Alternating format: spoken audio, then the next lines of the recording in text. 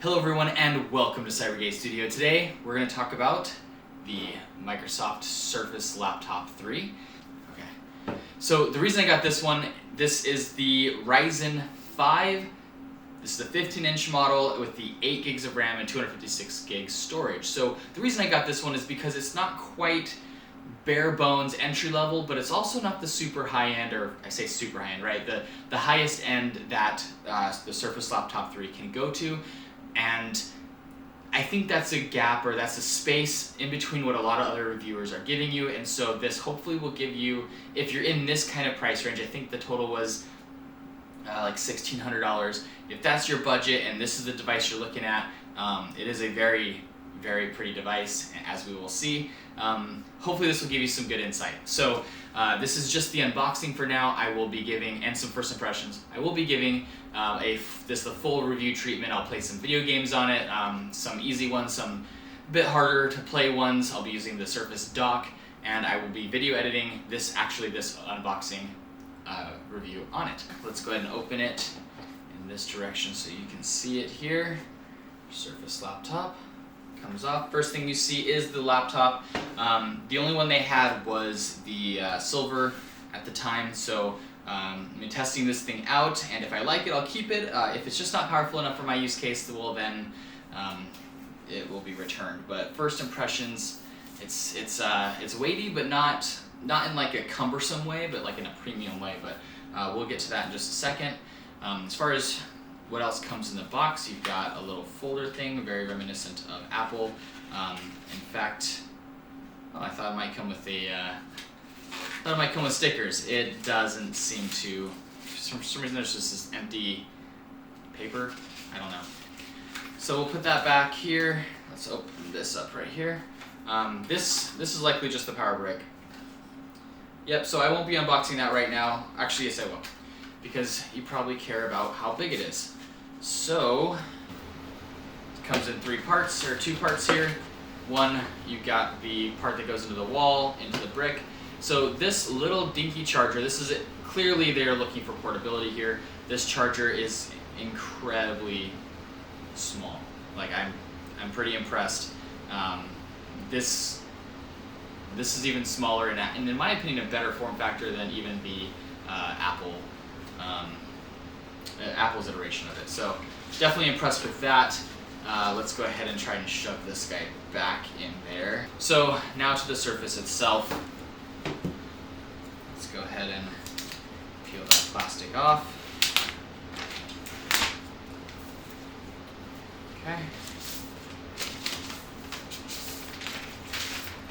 And there we go. Right away it has that nice aluminum cold feeling that you come to expect even with the MacBook.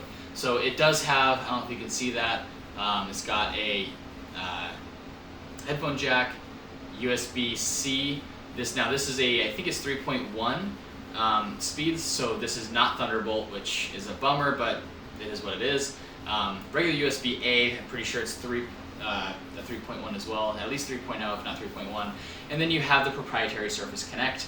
I'm a big fan of this connection. This is actually a big selling point to me. I do wish that it also had Thunderbolt 3 capability, but as a connection port, I'm actually a pretty big fan of it. I like it a lot. So I may be in the minority, maybe an unpopular opinion, I don't know, but I do appreciate that they kept that there. So opening the device here, I should have opened it this way. It is that one-handed easy open. You just, one finger, very well weighted. It is a weighty screen. The hinge is nice. I don't know what, so this is this feels nice. It's not just the paper, it's like a soft foamish kind of material. That's pretty cool. But otherwise, it is a Surface.